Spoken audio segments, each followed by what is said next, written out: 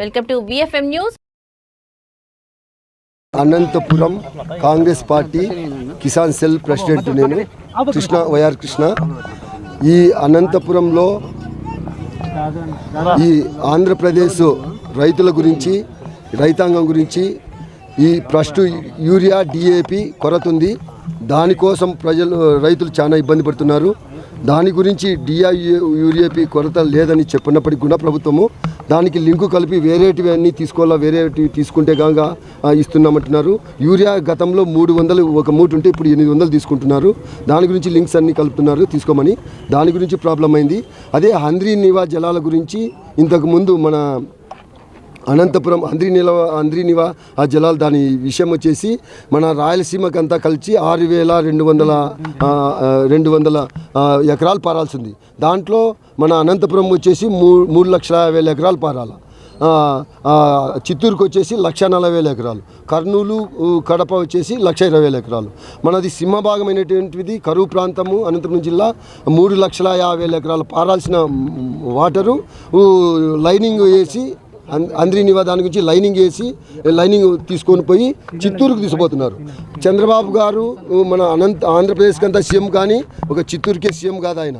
కాబట్టి ఇది కరువు ప్రాంతమైన ఇక్కడ మొదట్లో రావాల్సిన సింహభాగమైనటువంటి 3,50,000 ఎకరాలకు ఇక్కడ కాదని లైనింగ్ చేసి అక్కడ తీసుకుపోతున్నాం. గతంలో మేము వైఎస్ఆర్ పార్టీ వాళ్ళు మేము కానీ కూడేరులో విశ్వేశ్వరరెడ్డి మాజీ ఎమ్మెల్యే మేము మీటింగ్ పెట్టి 404 జీవో రద్దు చేయాలా దాని గురించి అన్నప్పటికీ కానీ దాన్ని పెడచేవన పెట్టి అక్కడ తీసుకుపోవడం జరుగుతుంది.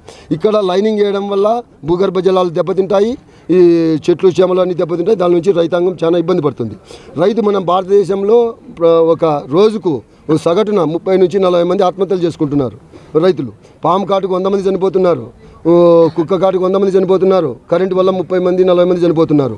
వీళ్ళంతా ఇప్పుడు రైతులకు ఉండేది గతంలో ప్రభుత్వాలు సబ్సిడీ ఇచ్చినాయి. చీనీ పంటకు, చీనీకి అరటికి మిగతా పంటలకంతా హెక్టార్కు 25,000 ఇచ్చినారు గతంలో ప్రభుత్వాలు రెండు. ఇప్పుడు ఇంతవరకు రైతులకి ఏమాత్రం వచ్చే పరిస్థితి లేదు.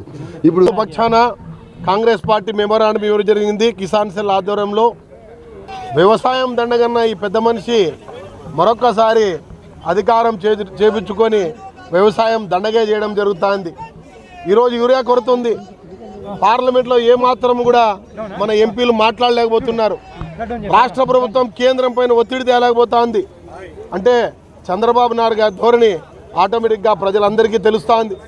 గతంలో చంద్రబాబు నాయుడు గారు వ్యవసాయం దండగా అని చెప్పేసి రాజధాని పక్షాన 3 పంటలు పండే భూమిని లాక్కొని ఈరోజు అక్కడ దండగా చేయడం జరిగింది. ఈరోజు యూరియా కొరతతో అదే రంగంగా అనంత వెంకటరెడ్డి హంద్రీనివా పూర్తి స్థాయిలో అనంతపురం జిల్లా కోసమే ఆ రోజు కృష్ణా జలాలను 280 అడుగులు పైకి తీసుకొని మన అనంతపురం జిల్లాకు తీసుకురావడం జరిగింది. ఆ రోజు కాంగ్రెస్ పార్టీ అధికారంలో ఉన్నప్పుడే హంద్రీనివా జలాలను అనంతపురంకు రావడం జరిగింది. ఈరోజు అవి చూస్తూ ఉంటే లైనింగ్ పద్ధతిలో అనంతపురం జిల్లాకి ఎటువంటి ఉపయోగం లేకోకుండా ఈరోజు కుప్పం తీసుకెళ్ళడం జరుగుతుంది. రైతాంగం అందరూ కూడా ఆలోచిస్తున్నారు. ఓన్లీ కుప్పం ప్రజలకన్నా ఏమైనా న్యాయం జరుగుతుందంటే కేవలం ఫోటోషూట్లతోనే పరిమితం అవుతుంది. జేసీబీలతో నీళ్లు తోలి, ట్యాంకర్లతో నీళ్లు తోలి జలతహారతని, ఆహారతని, ఈ హారతని ఈరోజు చూస్తూ అంటే అర్థమవుతుంది. రైతాంగం కాలువలో ఏదైతే వర్షం నీళ్ళు తప్ప హంద్రీనివా నీళ్ళు ఇంతవరకు రాలేదు. రైతాంగం పూర్తి స్థాయిలో ఈ ప్రభుత్వం విస్మరించింది.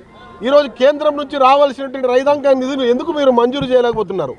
కేంద్రం చేసిన గొప్పలు మీరు జబ్బలు దడుచుకుంటూ వాళ్ళు ఇచ్చిండే 5,000 6,000 మళ్ళీ కట్ చేసి రైతులకు వేసినారు. మీరు రైతులకు ఏ రకంగా హామీ చేసినారు? రైతులకు ఏ రకంగా మీరు పట్టించుకోదలుచుకుంటున్నారు? మరొక్కసారి చంద్రబాబు నాయుడు గారి వైఫల్యం పూర్తి స్థాయిలో కనబడుతుంది. అడుగుతున్న పెద్ద మనిషి కూడా ఈరోజు ఆయన ఏం మాట్లాడుతున్నాడో ఏం అర్థం కావడంలే. ఈరోజు ఈ రాష్ట్రంలో అభివృద్ధి పూర్తి స్థాయిలో కుంటపడడం జరుగుతుంది. దీన్ని కాంగ్రెస్ పార్టీ పూర్తిగా వ్యతిరేకిస్తున్నాం. అభివృద్ధి పదాల్లో ఏదైతే 2014 నుంచి 2014 వరకు జరిగినట్టు ప్రాజెక్టులు అన్నీ పూర్తి చేయాలని, అదేవిధంగా ముఖ్యంగా అనంతపురం జిల్లా మొత్తం రైతాంగ